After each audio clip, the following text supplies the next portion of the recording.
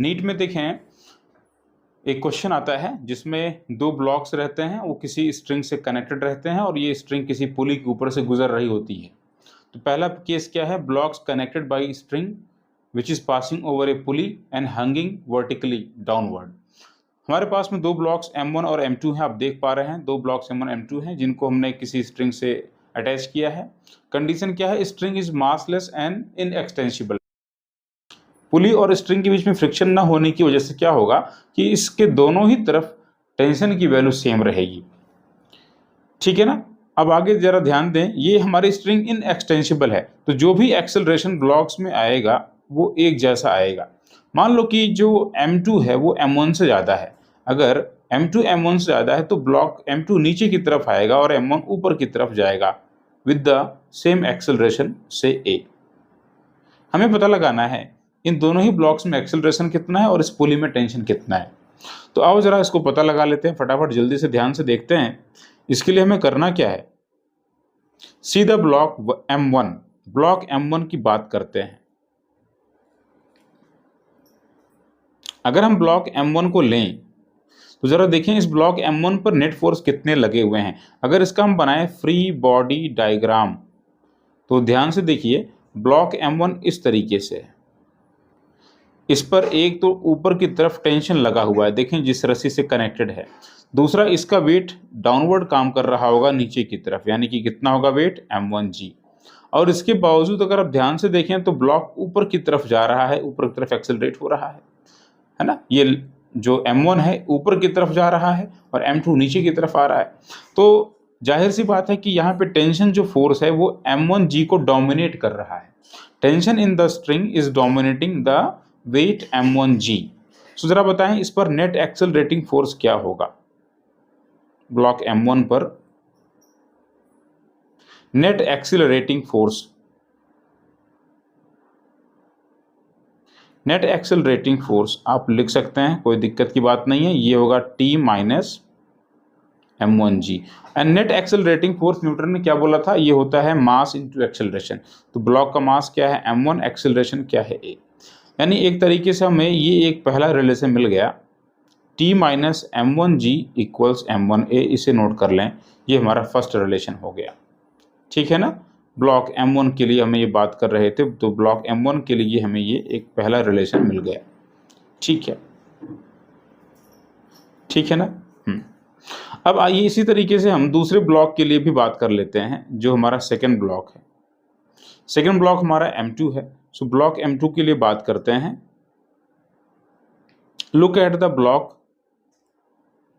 M2 जो कि heavy block है। ये जो ब्लॉक M2 है नीचे की तरफ आ रहा है और ज़रा देखें इसका अगर हम बनाएं फ्री बॉडी डायग्राम तो इस पे कितने फोर्स काम कर रहे हैं। इसका एक तो वेट काम कर रहा होगा नीचे की तरफ M2G और इस स्ट्रिंग में टेंशन है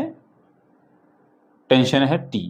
तो ज़रा देखें अगर हम फ्री बॉडी डायग्राम से एक्सेलरेटिंग फोर्स को लिखने की कोशिश करें ब्लॉक M2 पर तो कैसे लिखेंगे आप बोलेंगे कि ब्लॉक नीचे की तरफ आ रहा है, जाहिर सी बात है कि जो M2G है यानी कि जो ग्रेविटी है वो टेंशन को क्या कर रही है, एक तरीके से हरा रही है। M2G जो है वो जीत रहा है यहाँ पर और टेंशन क्या है, वो हार रहा है, डोमिनेट हो रहा है। सो डोमिनेटिंग फोर्स इज M2G। तो यहाँ पर लिखने जा रहे हैं हम लोग जो एक तरीके से यहाँ नोट करेंगे, accelerating force on the block M2 that is M2G minus T equals M2 into A। भाई नेट फोर्स है, नेट फोर्स हमेशा क्या होगा, नेट फोर्स हमेशा कैसे लिखते हैं, मास इंटू एक्सेलरेशन। इस बात को दिमाग में रखेंगे। ठीक है, तो ये हमें दूसरे ब्लॉक के लिए एक केस मिल गया है। अब एक काम करते हैं, आप दोनों ही रिलेशन को आप एडअप करें। So by adding these two relations we get, अगर इनको हम एडअप करें, देखें ध्यान से, टेंशन से माइनस टेंशन कैंसिल आउट और ये हमें क्या मिला यहाँ से, M2G minus M1G equals, right को राइट में ऐड करें, M1A प्लस M2A, क्या मिल जाएगा ये M1 plus M2 into small a। यहाँ से हम चाहें तो G बाहर कॉमन कर सकते हैं, तो ये हो जाएगा एक तरीके से M2 minus M1 into G equals M1 plus M2 into A। यह हम कह सकते हैं acceleration of the blocks is M2 minus M1 upon m1 plus m2 times of g. This is the formula for the acceleration by which both blocks are moving. दोनों ही block इसी acceleration से move कर रहे हैं। देख लें, जो block m1 और m2 है दोनों में एक्सेलरेशन सेम है, क्योंकि जो हमारी स्ट्रिंग है वो इनएक्सटेंसिबल है, इसकी लेंथ नहीं बढ़ सकती है। इनएक्सटेंसिबल का मतलब है length of the string is not changing due to the mass. अब जो है, आइए हम लोग बात कर लेते हैं, यहाँ पे एक्सेलरेशन तो मिल चुका है, तो टेंशन कितना है, तो value of the tension, tension in string, string में टेंशन की वैल्यू कितनी है निकाल सकते हैं। टेंशन को आप देख लें, कैसे फाइंड कर सकते हैं, T minus m1g equals m1a, ये फर्स्ट रिलेशन है, तो इसी में रख दें, तो हमें क्या मिल जाएगा, ये मिल जाएगा m1g प्लस m1a। वापस एक काम कर दें, आप यहाँ पर एक्सेलरेशन की वैल्यू को रख दें। एक्सेलरेशन की वैल्यू क्या है जरा बताएं तो एक्सेलरेशन की वैल्यू है m2 minus m1 upon m1 plus m2 times of g। तो प्यारे बच्चों, यहाँ से हम चाहें तो g को बाहर कॉमन कर सकते हैं। यहाँ में क्या मिलने वाला है, m1 प्लस इस m1 से मल्टीप्लाई कर दें ब्रैकेट के अंदर, m1 m2 minus m1 square upon m1 plus m2। इसको थोड़ा सा और सिंप्लीफाई करें, एलसीएम लेते हुए, तो इस m1 से क्रॉस मल्टीप्लाई करेंगे, तो m1 square plus m1 m2 plus m1 m2 minus m1 square upon m1 plus m2 times of g। आप देख पा रहे हैं यहाँ पर minus m1 square plus m1 square cancel out हो जा रहे हैं, और m1 m2 2 टाइम्स आ चुके हैं, यानी हमारा आंसर हो जाएगा 2 times of m1 m2 upon m1 plus m2 into g। So tension in the string is 2 times of m1 m2 into g। ये जो स्ट्रिंग में जो टेंशन मिल रहा है, ये टेंशन की वैल्यू कितनी हो गई, तो इस टेंशन की वैल्यू हो गई है 2 times of m1 m2 upon m1 plus m2 into g। अब एक चीज़ और समझना है आपको, यहाँ पर जो पुली है, ये पुली किसी सपोर्ट से है ना, पुली को सपोर्ट दिया गया है एक रिजिड पॉइंट से। तो जरा बताओ कि पुली पर नीचे की तरफ स्ट्रिंग में टेंशन लग रहा है, तो क्या पुली पर कोई रिएक्शन नहीं लग रहा होगा इसका? बिल्कुल लग रहा होगा। स्ट्रिंग में टेंशन है, उस टेंशन की वजह से पुली में एक रिएक्शन है।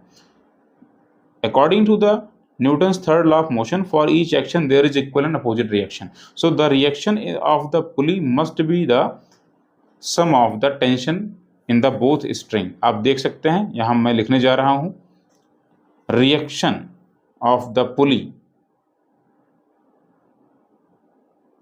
reaction of pulley यहाँ लिख रहे हैं। इसका डायग्राम मैं फिर से एक बार बना देता हूँ, देख लें आप। ये हमारी पुली थी, इस पुली के ऊपर से ऐसे स्ट्रिंग गुजर रही थी, नीचे की तरफ 2 स्ट्रिंग आ रही थी, और स्ट्रिंग में टेंशन T था। देखिए, tension is a force by which the both ends of a strings are being pulled, और बदले में रिएक्शन ऊपर की तरफ इस पुली में लग रही थी। अब ये पुली अपनी जगह पर फिक्स है, पुली तो घूम नहीं रही है ना। ये पुली का क्या है, फ्री बॉडी डायग्राम हमने बना दिया है। तो आप देखें तो रिएक्शन किसके इक्वल होना चाहिए, 2 टाइम्स ऑफ टेंशन के होना चाहिए। यानी एक तरीके से ये हो जाएगा 2 टाइम्स ऑफ टेंशन, और टेंशन की वैल्यू पहले ही हम बता चुके हैं, ये कितना है, 2m1 m2 upon m1 plus m2 into g। यानी कि reaction of the pulley is 4 times of m1 m2 upon m1 plus m2 into g। ये पुली का रिएक्शन होगा, तो इसे भी याद रखें आप। तो एक बार फिर से देख लेते हैं, अगर हमारे पास में कोई स्ट्रिंग है जो कि मासलेस है, इनएक्सटेंसिबल है, इसके दोनों ही एंड से 2 ब्लॉक्स m1 और m2 कनेक्टेड हैं। m2 हैवी है, m1 लाइट है, तो m2 जो है वो नीचे की तरफ आएगा और m1 ऊपर की तरफ जाएगा, यानी कि जो है ब्लॉक्स एक्सेलरेट होना स्टार्ट कर देंगे। और एक्सेलरेशन दोनों ही में सेम होगा, बशर्ते अगर हमारी स्ट्रिंग इनएक्सटेंसिबल है, और अगर फ्रिक्शनलेस है पुली और स्ट्रिंग, तो दोनों ही साइड में टेंशन की वैल्यू भी सेम होगी। ब्लॉक्स का एक्सेलरेशन हम दे सकते हैं A equals m2 minus m1, यानी कि higher mass minus lighter mass upon sum of the mass into small g। और इसी तरीके से हम टेंशन को भी दे सकते हैं 2 times of the m1 m2 product of the mass upon sum of the mass into g। और रिएक्शन ऑफ द पुली हम दे सकते हैं, पुली में जो रिएक्शन आएगा वो होगा 4 times of m1 m2 upon m1 plus m2 into g। तो इस पर क्वेश्चन कर लें। अभी नीट में इसी साल फॉर्मूला बेस्ड क्वेश्चन पूछे गए थे, काफ़ी इजी क्वेश्चंस आते हैं, आप कर सकते हैं।